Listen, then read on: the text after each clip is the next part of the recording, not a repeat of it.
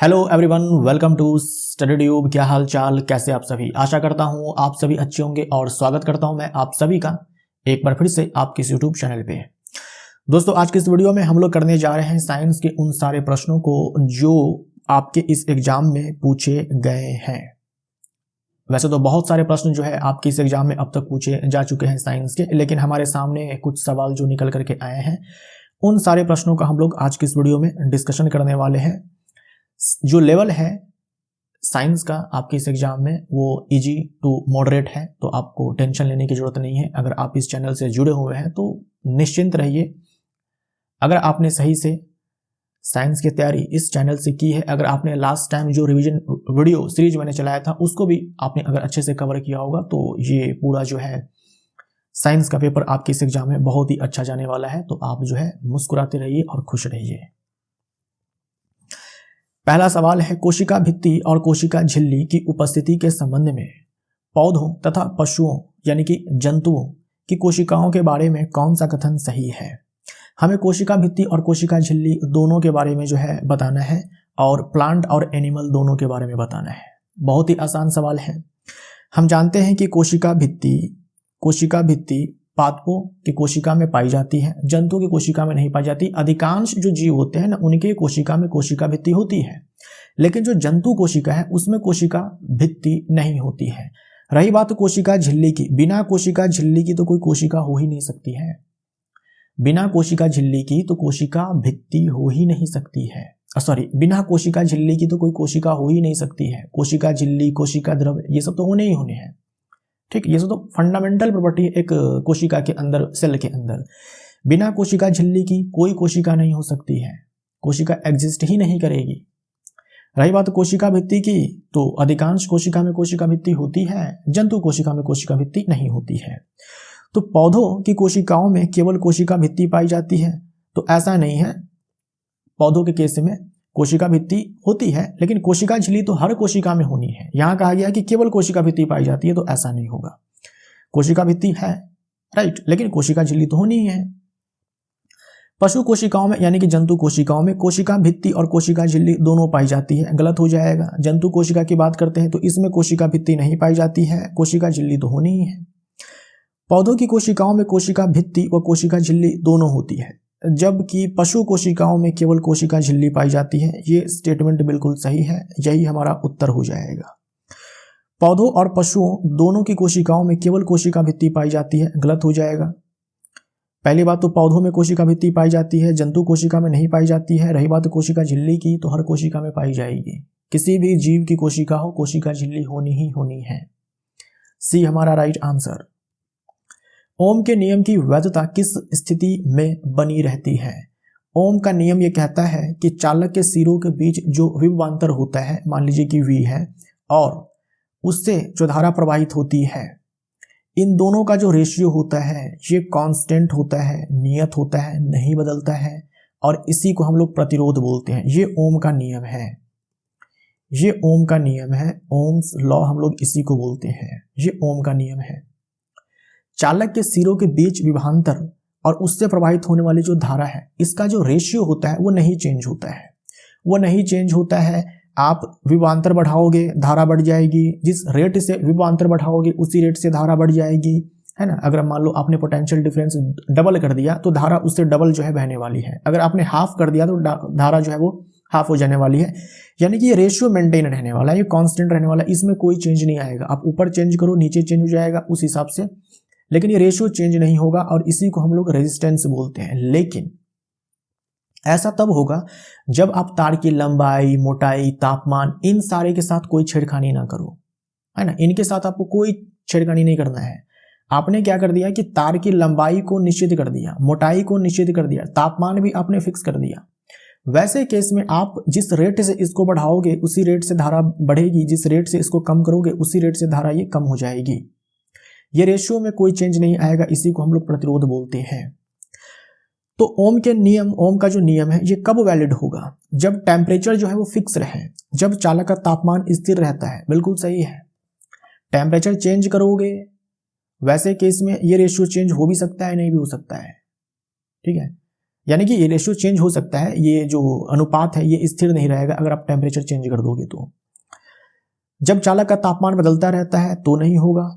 जब चालक की लंबाई में परिवर्तन, अगर चालक की लंबाई में परिवर्तन करोगे तो ओम का नियम फिर काम नहीं करेगा सही से। जब चालक का पदार्थ बदल दिया जाता है तो भी नहीं। तो ये जो ओम का नियम है ये तभी वैलिड है जब आप चालक की लंबाई है, मोटाई है, तापमान है, मटेरियल है, इन सारे को निश्चित कर दो, फिक्स कर दो, इन सारे में कोई चेंज नहीं हो, उसके बाद ही ये रेशियो जो है मेंटेन रहने वाला है, अदरवाइज नहीं। एक व्यक्ति 2 मिनट में बिंदु ए से बी तक 1000 मीटर चलता है। इसके बाद वह वापस मुड़कर 2 मिनट में 400 मीटर दूरी तय करते हुए बिंदु सी पर पहुंचता है। इस पूरी गति के लिए उसका औसत वेग कितना होगा? आपसे क्या पूछा है, ध्यान देना, औसत वेग पूछा है, औसत चाल आपसे नहीं पूछा गया है, औसत वेग पूछा गया है। मान लीजिए कि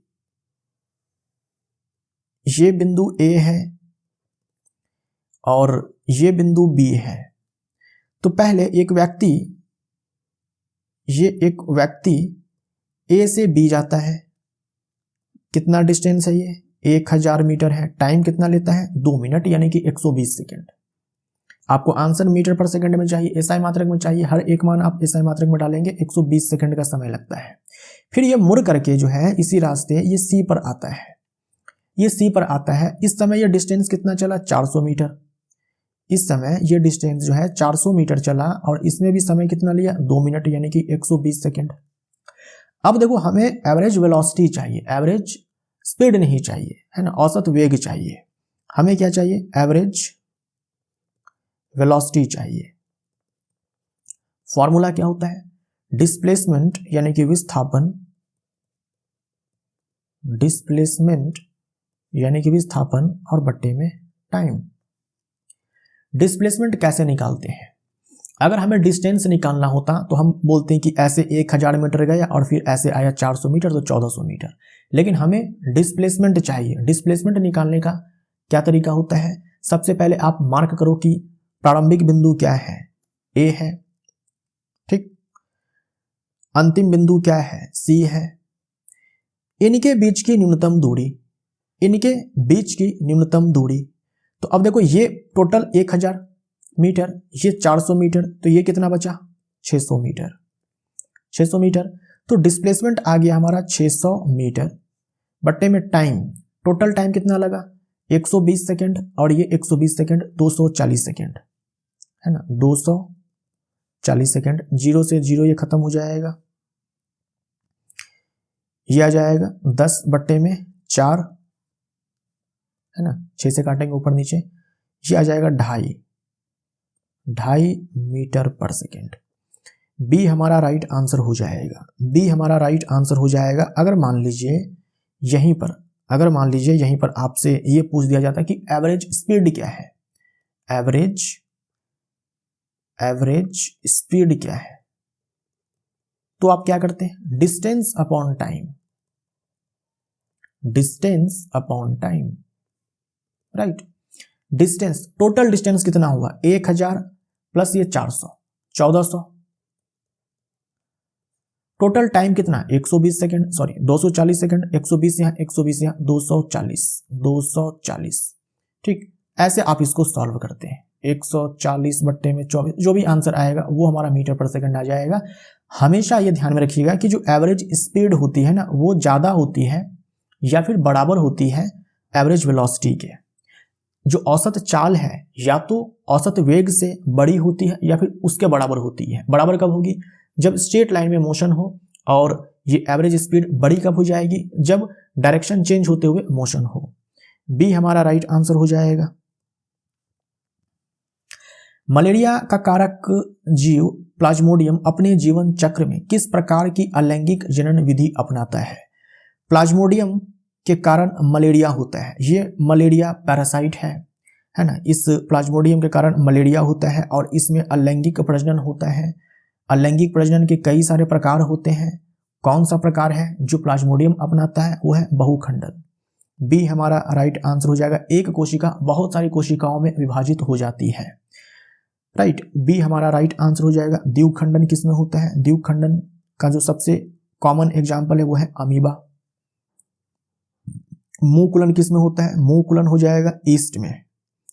खमीर में आप याद रखेंगे, और मूकुलन आप याद रखेंगे हाइड्रा में। ठीक, खंडन यानी कि फ्रेगमेंटेशन, ये आप याद रखेंगे स्पायरोगैरा में, है ना। स्पायरोगैरा में ये ग्रीन एल्गी है, हरा शैवाल है, ये ग्रीन एल्गी है, हरा शैवाल है। चिप्स को खराब होने और नमी के प्रभाव से सुरक्षित रखने के लिए उनके पैकेट में सामान्यतः कौन सी गैस भरी जाती है? चिप्स, कुरकुरे, ये सब आप लाते हैं, खरीद कर खाते हैं। आप एक काम करो कि पैकेट को थोड़ा सा फाड़ दो और छोड़ दो 2 दिन के लिए।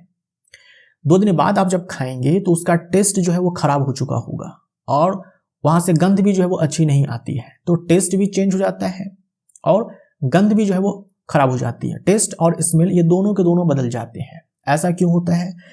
क्योंकि जो चिप्स है, कुरकुरे हैं, वो ऑयली होते हैं। तो उनमें जो लिपिड्स हैं, जो फैट्स हैं, या फिर जो ऑयल है, हवा में जो ऑक्सीजन है उसके साथ रिएक्ट करके वो ऑक्सीडाइज हो जाते हैं। यानी कि जो ऑयल है, उसमें जो तेल है, जो वसा है, वो हवा के साथ क्रिया करके ऑक्सीडाइज हो जाते हैं, ऑक्सीकृत हो जाते हैं, जिसके कारण उसका स्मेल और जो टेस्ट है ये दोनों खराब हो जाते हैं। इसी घटना को हम लोग रेंसिडिटी बोलते हैं, विकृत गंधिता बोलते हैं, हिंदी में विकृत गंधिता बोलते हैं। तो इसीलिए क्या होता है कि जो चिप्स और कुरकुरे के पैकेट होते हैं उसमें नाइट्रोजन गैस भरी होती है ना। नाइट्रोजन गैस भरी होती है क्योंकि नाइट्रोजन के साथ अभिक्रिया नहीं होती है। नाइट्रोजन के साथ जो है, जो ऑयल है, उसकी अभिक्रिया नहीं होती है। ऑक्सीजन के साथ अभिक्रिया बड़ी आसानी से हो जाती है, जिससे वो ऑक्सीडाइज होकर के खराब हो जाते हैं। इस प्रोसेस को रेंसिडिटी बोलते हैं, और इससे बचाने के लिए नाइट्रोजन का इस्तेमाल किया जाता है।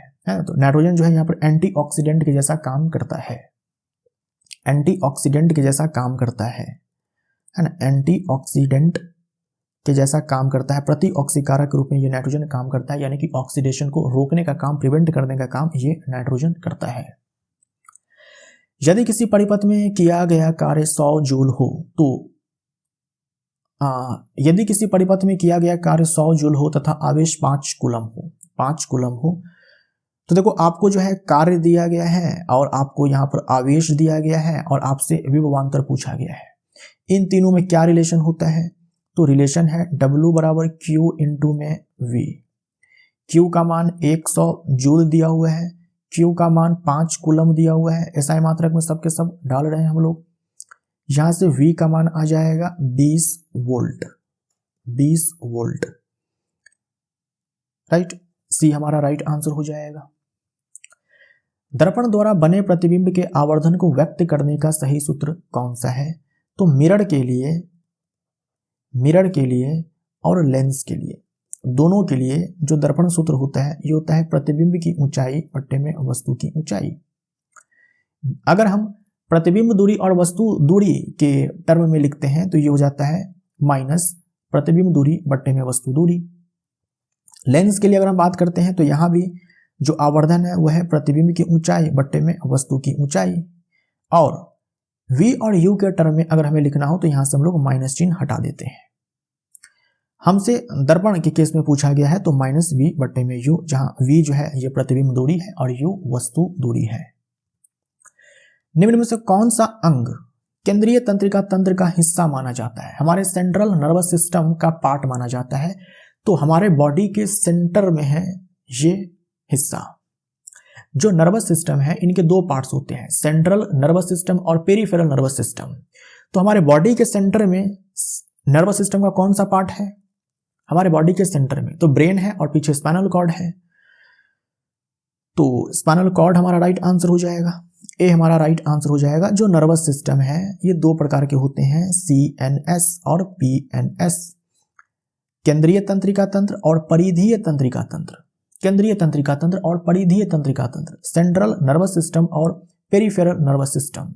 हमारे बॉडी के सेंटर में ये हमारे बॉडी के सेंटर में है, ये ब्रेन है और ये स्पाइनल कॉर्ड है ना। ये ब्रेन है ना, ब्रेन और ये स्पाइनल कॉर्ड, ये स्पाइनल कॉर्ड, मेरुरज्जु और मस्तिष्क। और यहाँ से ब्रेन से जो तंत्रिकाएं निकलती है उससे हम लोग कपाल तंत्रिकाएं बोलते हैं, और यहाँ से जो तंत्रिकाएं निकलती है उससे हम लोग मेरु तंत्रिकाएं बोलते हैं, क्रेनियल नर्व्स और स्पाइनल नर्व्स, राइट। तो ये जो तंत्रिकाएं हैं, चाहे कपाल तंत्रिका है, चाहे ये मेरु तंत्रिका है, इन सारे को मिला दो तो ये बनाते हैं हमारे पीएनएस, परिधीय तंत्रिका तंत्र, ठीक। तो इसमें ब्रेन और स्पाइनल कॉर्ड और इसमें हमारे क्रेनियल नर्व्स आते हैं, और क्या आते हैं, स्पाइनल नर्व्स आते हैं, ठीक। तो केंद्रीय तंत्रिका तंत्र का हिस्सा माना जाता है, तो स्पाइनल कॉर्ड हमारा राइट आंसर हो जाएगा। बाकी ये सारे जो तंत्रिकाएं हैं ये सब किस में आएंगे, पीएनएस में आएंगे, पेरिफेरल नर्वस सिस्टम, है ना, परिधीय तंत्रिका तंत्र। कणों की निरंतर गति के कारण जब एक पदार्थ के कण स्वतः ही दूसरे पदार्थ में मिल जाते हैं तो इस प्रक्रिया को क्या कहा जाता है। आप एक गिलास पानी ले लें, उसमें 2-4 बूंद आप इंक डाल दें, तो धीरे धीरे आप देखते हैं कि इंक पूरे पानी में फैल जाता है ना, इंक का प्रसार हो जाता है पूरे पानी में। कैसे हो गया, इंक के जो कण हैं वो स्वतः ही पूरे पानी में फैल गए, या फिर बोल सकते हो कि जो इंक के कण हैं और पानी के कण हैं अपने आप ही मिक्स हो गए, इंक को जहां डाला गया था वहां पर उसकी सांद्रता उच्च थी और धीरे धीरे निम्न सांद्रता की ओर अपने आप ही स्वतः ही ये फैल जाते हैं, पानी के कणों के साथ मिक्स हो जाते हैं। इसे हम लोग बोलते हैं डिफ्यूजन, विसरण बोलते हैं, डिफ्यूजन बोलते हैं। डिफ्यूजन में क्या होता है कि स्वतः ही जो कण होते हैं वो दूसरे पदार्थ के कण में जो है मिश्रित हो जाते हैं। कैसे मिश्रित होते हैं, तो अपने उच्च सांद्रता वाले स्थान से निम्न सांद्रता वाले स्थान की ओर गति करते हैं। घर के किसी एक कोने में आप अगरबत्ती जला देते हो, धीरे धीरे अगरबत्ती की खुशबू जो है पूरे घर में, पूरे कमरे में फैल जाती है डिफ्यूजन के जरिए, ठीक है। हवा के कण के साथ जो है ये जो अगरबत्ती से निकलने वाले जो खुशबू होते हैं उनके जो कण होते हैं, वहां से जो गैस निकलती है उनके जो कण होते हैं वो मिक्स हो जाते हैं और फिर पूरे कमरे में फैल जाते हैं। तो ये डिफ्यूजन का एग्जाम्पल है। यदि कोई वस्तु समान वेग से गति कर रही हो तो निम्न में से कौन सा कथन गलत है। गलत कथन चुनना है। समान वेग का मतलब नियत वेग, है ना, कांस्टेंट वेलोसिटी।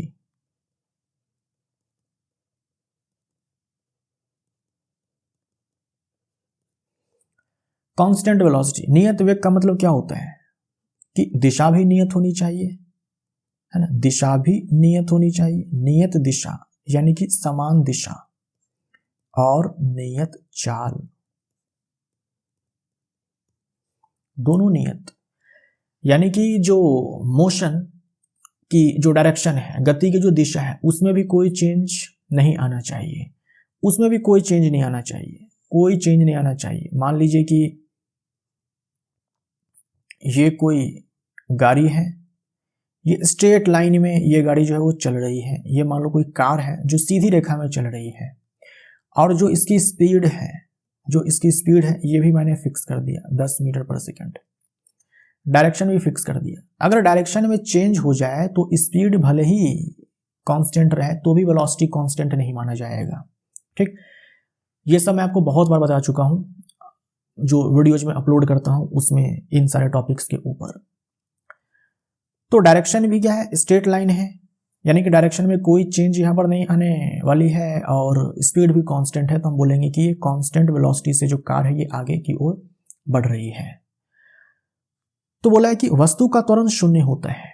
तो हम जानते हैं कि अगर जो वेलोसिटी है ये कांस्टेंट रहे, वेग नियत रहे, तो त्वरण तो नो डाउट त्वरण 0 होने वाला है, क्योंकि त्वरण कब उत्पन्न होता है, जब वेग में परिवर्तन हो। वेग में परिवर्तन तो हो ही नहीं रहा है।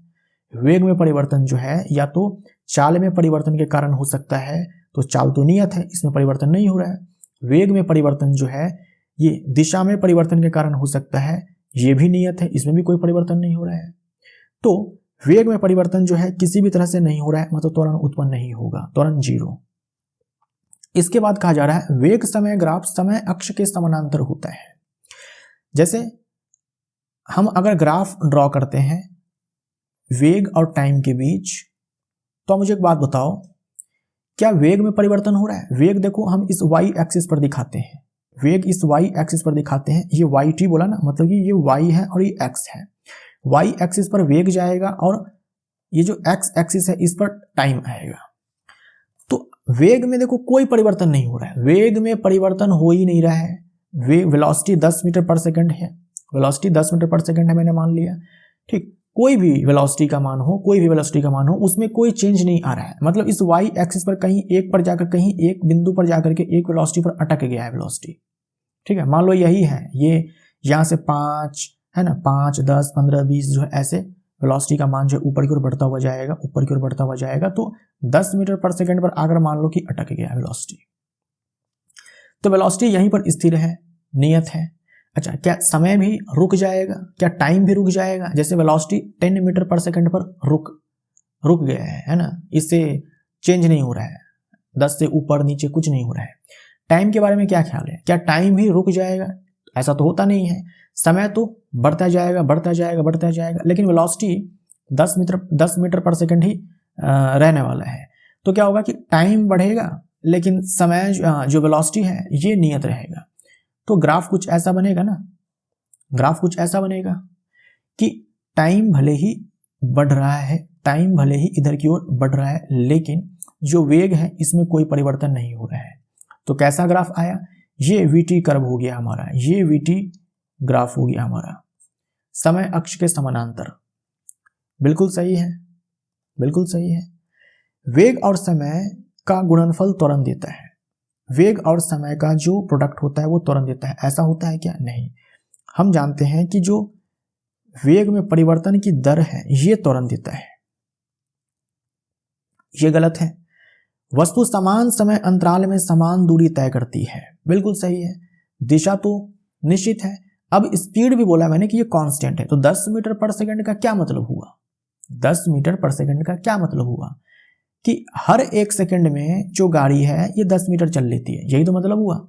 10 मीटर पर सेकंड का मतलब क्या हुआ? हर एक सेकंड में गाड़ी 10 मीटर चल लेती है, हर एक सेकंड में गाड़ी जो है वो 10 मीटर ही चलती है, हर एक सेकंड में गाड़ी 10 मीटर ही चलती है, तभी तो स्पीड कांस्टेंट है, तभी तो स्पीड कांस्टेंट मानेंगे ना कि प्रत्येक सेकंड गाड़ी जो है 10 मीटर ही चलती है, इसीलिए 10 मीटर पर सेकंड स्पीड जो है कांस्टेंट है।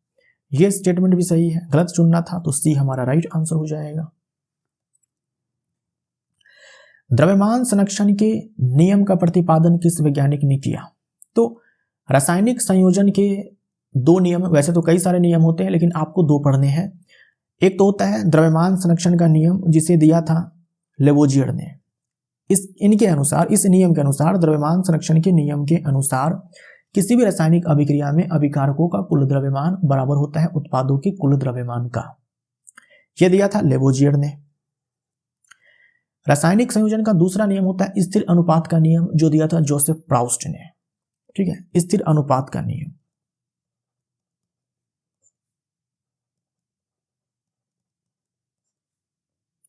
स्थिर अनुपात का नियम किसने दिया था? प्राउस्ट ने, जोसेफ प्राउस्ट ने। डाल्टन ने 1808 में परमाणु सिद्धांत दिया था।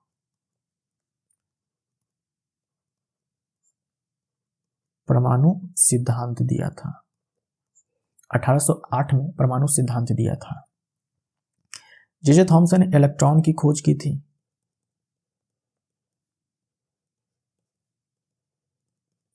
इलेक्ट्रॉन की खोज जे थॉमसन ने की थी। सी हमारा राइट आंसर हो जाएगा। जल के एक अणु में कुल कितने परमाणु होते हैं? देखो, एक अणु में कुल कितने परमाणु हैं? 2 हाइड्रोजन के हैं और 1 ऑक्सीजन का है, 3 हो गए। एक भारी जल भी आपने सुना होगा, हैवी वाटर, जिसे हम लोग बोलते हैं हैवी वाटर, भारी जल। इसका सूत्र होता है D2O। ये D क्या है? ड्यूटेरियम है, जो कि हाइड्रोजन का ही समस्थानिक है, और ये ऑक्सीजन है। मतलब H के स्थान पर यहाँ पर D आ जाता है, क्योंकि ये जो ड्यूटेरियम है इसका द्रव्यमान हाइड्रोजन से ज्यादा होता है, तो इसे हम लोग भारी जल बोलते हैं, D2O को। ग्रेगर जॉन मेंडल ने अपने आनुवांशिक प्रयोगों में शुद्ध नस्ल, ट्रू ब्रीडिंग वाले पौधों का चयन किस उद्देश्य से किया था? मेंडल साहब ने क्या किया था? पहले जो है दो जनक लिए, शुद्ध रूप से लंबा, शुद्ध रूप से बौना, इनके बीच में जो है पर परागण कराया। फिर F1 पीढ़ी के सारे पादप लंबे हुए। फिर क्या हुआ, उन्हीं में 100 परागण कराया। फिर क्या हुआ, कुछ लंबे मिले, कुछ बौने मिले। 4 में 3 लंबे मिले, 1 बौना मिला। तो किस उद्देश्य से ऐसा उन्होंने किया था, शुद्ध नस्ल जो है उन्होंने क्यों चुना था? वो देखना चाह रहे थे कि जो लक्षण है, वो जो लक्षण है, जो प्योर, जो ट्रेट जो था, जो शुद्ध लक्षण है, वो एक पीढ़ी से दूसरी पीढ़ी में कैसे पहुंचता है, ठीक, फिर दूसरे से तीसरे में कैसे पहुंचता है, यही तो वो चेक करना चाह रहे थे।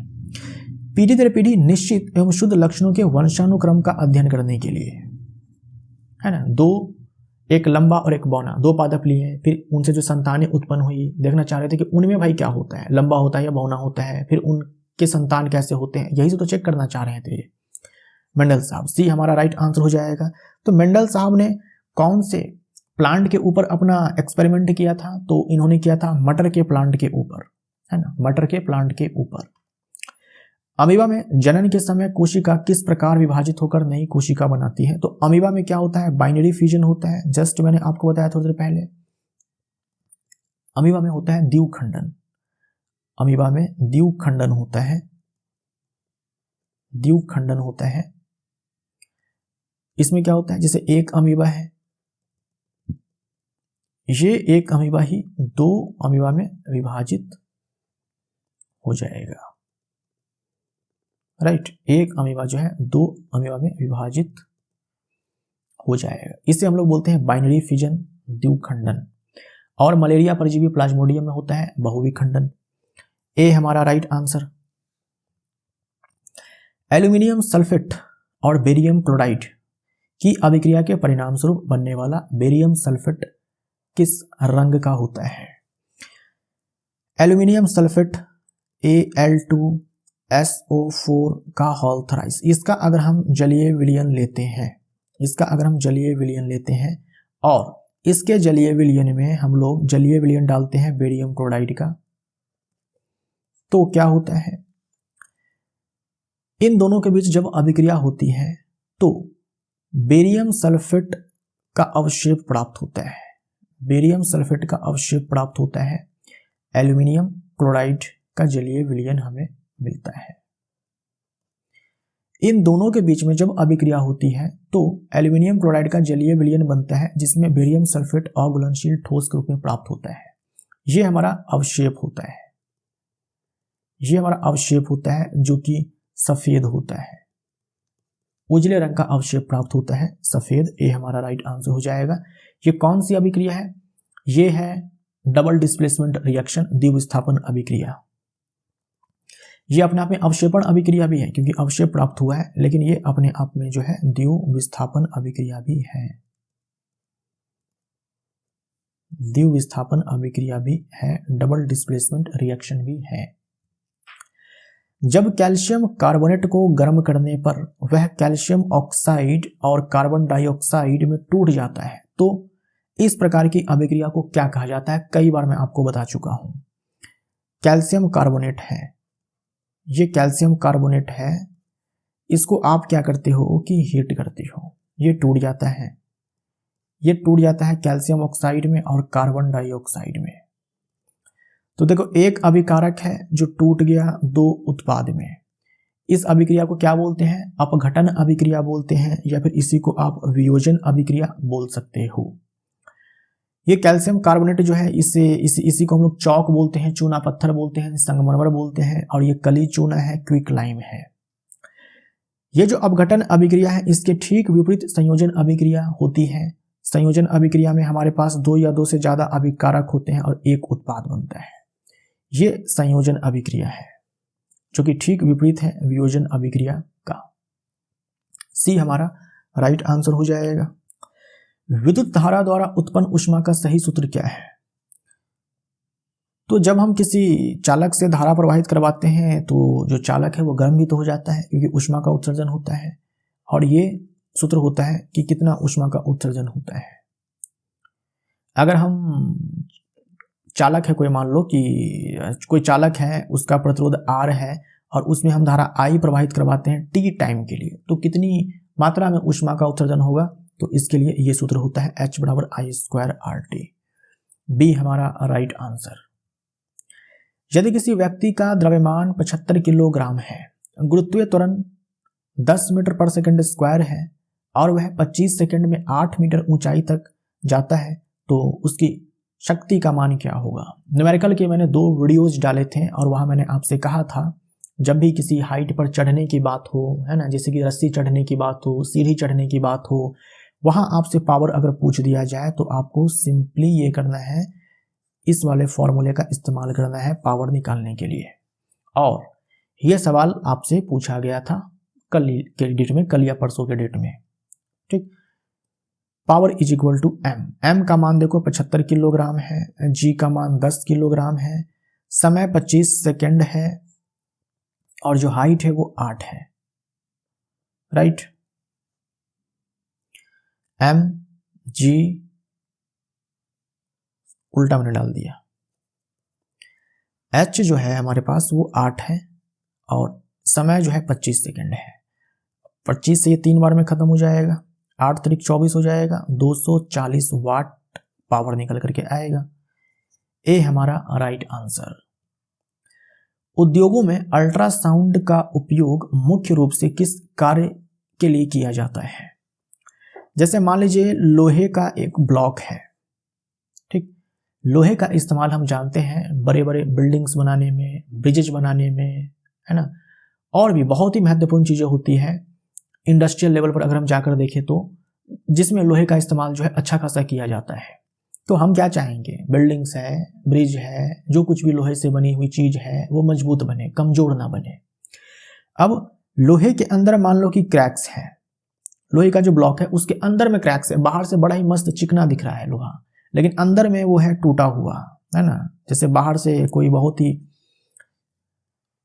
खुश दिखता है लेकिन अंदर से वो टूटा हुआ इंसान होता है, ठीक वैसे ही बाहर से बहुत ही अच्छा दिख रहा है लेकिन अंदर से ये क्रैक है। तो क्या होगा, जो लोहे का ब्लॉक है ये कमजोर हो जाएगा और हमें पता भी नहीं चलेगा, हम इसका इस्तेमाल कर लेंगे। तो इस क्रैक का पता लगाने के लिए ही अल्ट्रासाउंड का इस्तेमाल किया जाता है, यानी कि अल्ट्रासोनिक साउंड का इस्तेमाल किया जाता है, जिसकी फ्रीक्वेंसी जो है वो 20 किलोहर्ट्ज से अधिक होती है। जो अल्ट्रासाउंड है, या इसी को हम अल्ट्रासोनिक साउंड भी बोल देते हैं, अल्ट्रा साउंड या फिर अल्ट्रासोनिक साउंड, जो इसकी फ्रीक्वेंसी है वो 20 किलोहर्ट्ज से अधिक होती है ना, 20 किलोहर्ट्ज से अधिक होती है।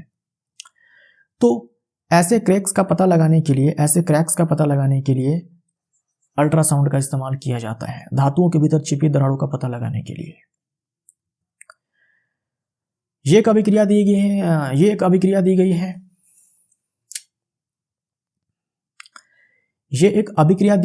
यह किस प्रकार की अभिक्रिया है। अब यहां पर देखो आपको 2 अभिकारक दिख रहे हैं लेकिन उत्पाद आपको एक ही दिख रहा है। यह संयोजन अभिक्रिया है और साथ में ये याद रखिएगा, यह है कॉपर सल्फेट पेंटाहाइड्रेट, इसी को हम लोग ब्लू विट्रियोल, नीला थोथा बोलते हैं, नीला कशिश बोलते हैं। इसका जो जलीय विलयन होता है वो नीले रंग का होता है। अभिक्रियाशीलता श्रेणी में एल्यूमिनियम और तांबे के बीच स्थित तत्व कौन सा है। रिएक्टिविटी सीरीज आपको जो धातु अधातु चैप्टर में दी गई है क्लास 10th के अंदर, आपको रटी होनी चाहिए वो श्रेणी, ठीक है। सोडियम सबसे ऊपर जो है, पोटेशियम है, सोडियम नहीं है। पोटेशियम सबसे ऊपर जो है उस श्रेणी में दिखेगा, पोटेशियम, उसके बाद सोडियम, इसके बाद क्या आता है अगर आपको याद हो तो सोचिए। पोटेशियम सोडियम के बाद कैल्शियम आता है, तब जाकर के मैग्नीशियम आता है, उसके बाद एल्यूमिनियम है, जिंक है, आयरन है, लेड है, देन आपको यहाँ पर हाइड्रोजन दिखता है। इसके बाद कॉपर है, मरकरी है, सिल्वर है, गोल्ड है। एल्यूमिनियम और तांबे के बीच ये रहा एल्यूमिनियम, ये रहा तांबा, इसके बीच में जिंक है, आयरन है, लेड है, ठीक, जिंक है। अभिक्रियाशीलता श्रेणी में एल्यूमिनियम और तांबा के बीच स्थित तत्व कौन सा है। एल्यूमिनियम है, जिंक है, सोना चांदी नहीं है। तो इस प्रश्न का उत्तर तो ए और बी दोनों हो गया, ठीक है। हो सकता है टाइपिंग में मिस्टेक हुआ हो, कुछ तो गड़बड़ है। दया कुछ तो गड़बड़ है। तो इसका आंसर क्या हो जाएगा? ए और बी। एल्यूमिनियम और तांबा, एल्यूमिनियम और तांबा के बीच स्थित तत्व कौन सा है?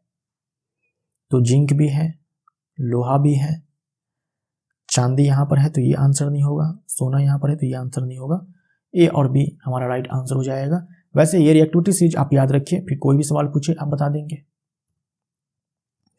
गुरुत्वीय त्वरण को व्यक्त करने का सही सूत्र कौन सा है? पृथ्वी के सरफेस पे आप जी का मान क्या याद रखते हो? 9.8 मीटर पर सेकेंड स्क्वायर। ये मान कैसे आता है? ये मान कुछ ऐसे आता है कि फॉर्मूला होता है कैपिटल जी कैपिटल एम बट्टे में आर स्क्वायर, ये मान होता है। अब इसमें आप जी का मान जो है डालो 6.67 into 10 to the power minus 11 SI मात्रक में newton metre square per kilogram square. पृथ्वी का द्रव्यमान डालो 6 गुने 10 पे पावर 24 किलोग्राम, 6 गुने 10 पे पावर 24 किलोग्राम, और रेडियस डालो आप 6400 किलोमीटर। 6400 किलोमीटर, तो इसको हम लोग क्या करेंगे? मीटर में कन्वर्ट कर लेंगे। इन सारे मान को जब आप डालेंगे ना इसमें, तो जाकर के ये मान आपको मिल जाएगा कैपिटल जी कैपिटल एम बट्टे में आर स्क्वायर। ए हमारा राइट आंसर हो जाएगा। ये मान सरफेस पे है, ठीक, सरफेस पे, पृथ्वी के सतह पे।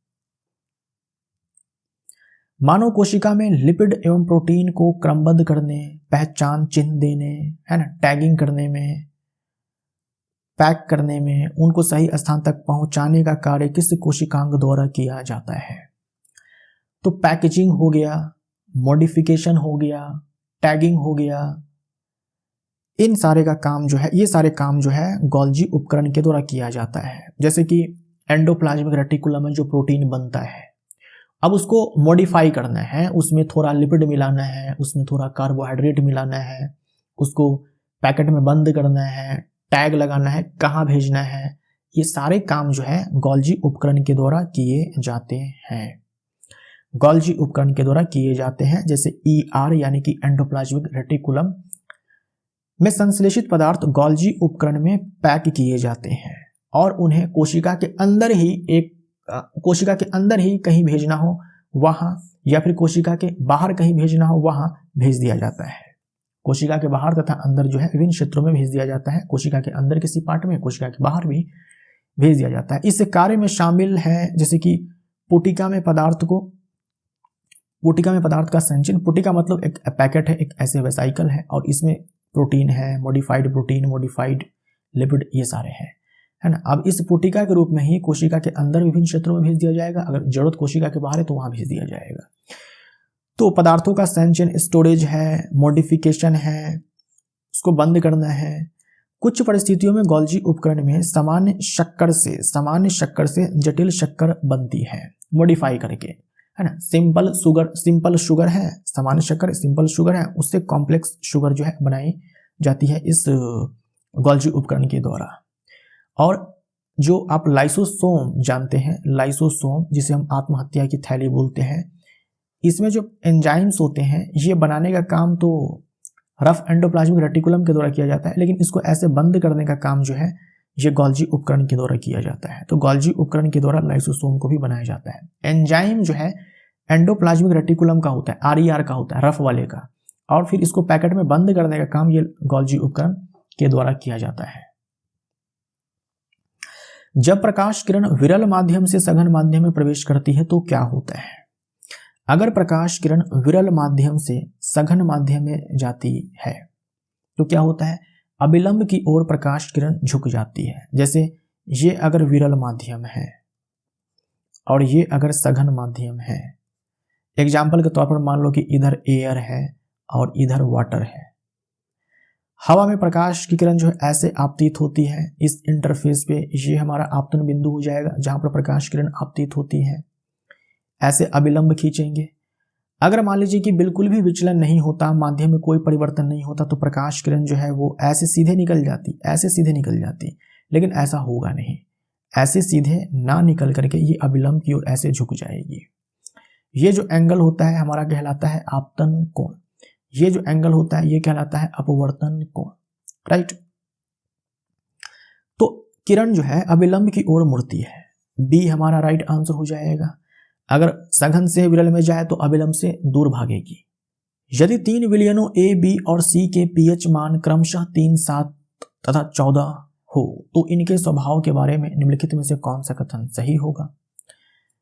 देखो पीएच मान 14 है यानी कि ये प्रबल क्षार है, जैसे कि सोडियम हाइड्रोक्साइड। पीएच मान जो है 7 है यानी कि शुद्ध जल, प्योर वाटर, आप बोल सकते हो उदासीन हो गया ना, ये उदासीन। और ये पीएच मान 7 से कम है तो ये एसिडिक हो जाएगा। ए बोल सकते हैं कि प्रबल अम्ल है और सी के बारे में बोल सकते हैं कि प्रबल क्षार है। ए हमारा राइट आंसर। कोशिका विभिन्न समूहों में समान कार्य करती है, यह किसकी ओर संकेत करता है। कोशिका विभिन्न समूहों में समान कार्य करती है ना। कोशिकाओं का एक समूह है जो एक जैसा कार्य कर रही है, ठीक। फिर एक और समूह है जो एक जैसा कार्य कर रही है, फिर और समूह है जो एक जैसा कार्य कर रही है। यानी कि हो क्या रहा है कि अलग अलग काम को जो है कोशिकाओं के अलग अलग समूह द्वारा किया जा रहा है। इसे हम लोग बोलते हैं लेबर ऑफ डिवीजन, ठीक। यह श्रम के कार्यात्मक विभाजन में सहायता करता है। लेबर ऑफ डिवीजन श्रम का विभाजन है ना। ये जो समूह है इसका अपना एक काम होगा, यानी कामों को बांट लिया गया है। जैसे हमारे बॉडी में अलग अलग अंग का अलग अलग काम होता है ना। अमाशय का अपना काम है, लिवर का अपना काम है, आंख का अपना काम है, हृदय का अपना काम है, किडनी का अपना काम है। तो अलग अलग काम जो है अलग अलग अंगों के द्वारा किया जाता है, इसे बोला जाता है श्रम का विभाजन।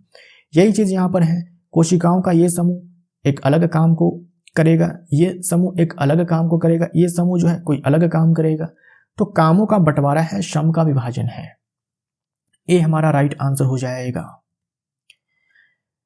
निम्नलिखित में से स्थितिज ऊर्जा के बारे में कौन सा कथन वैज्ञानिक रूप से सही माना जाता है। स्थितिज ऊर्जा के बारे में, पोटेंशियल एनर्जी के बारे में, यह कभी भी गतिज ऊर्जा में परिवर्तित नहीं होती है। बिल्कुल गलत हो जाएगा भाई। ऊर्जा एक रूप से दूसरे रूप में आसानी से बदली जा सकती है, बदलती भी है। आप किसी हाइट से किसी ऑब्जेक्ट को छोड़ते हो तो स्थितिज ऊर्जा धीरे धीरे गतिज ऊर्जा में ही तो बदलती है। यह वस्तु के द्रव्यमान पर निर्भर नहीं करती है, गलत हो जाएगा।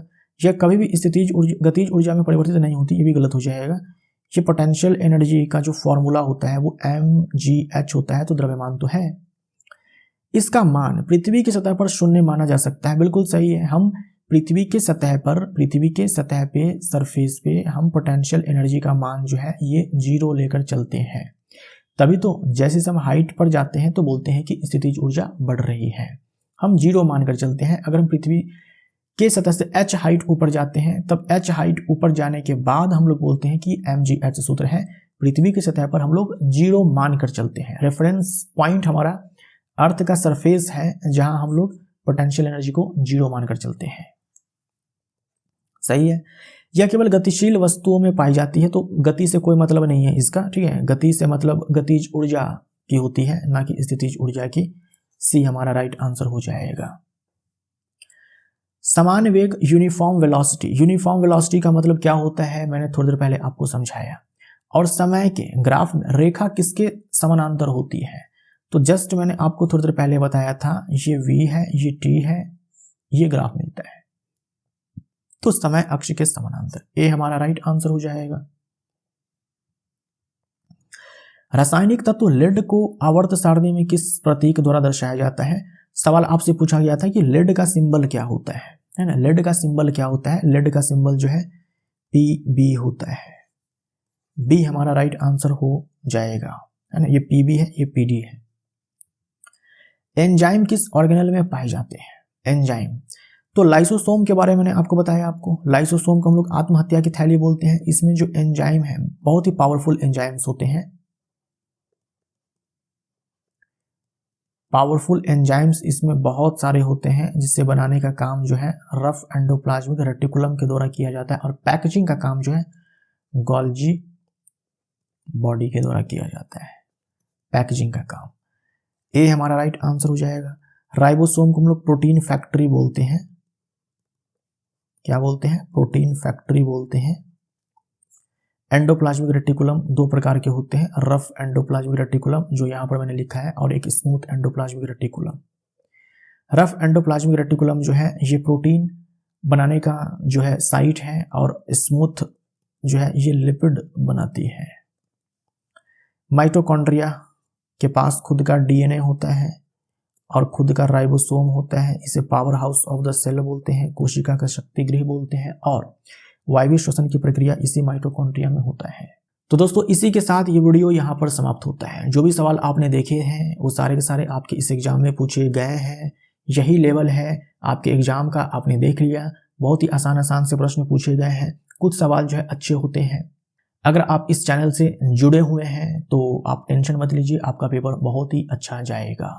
आप में से जिनका भी एग्जाम बचा हुआ है उन सभी को मेरी शुभकामनाएं कि आपका एग्जाम बहुत ही अच्छा जाए।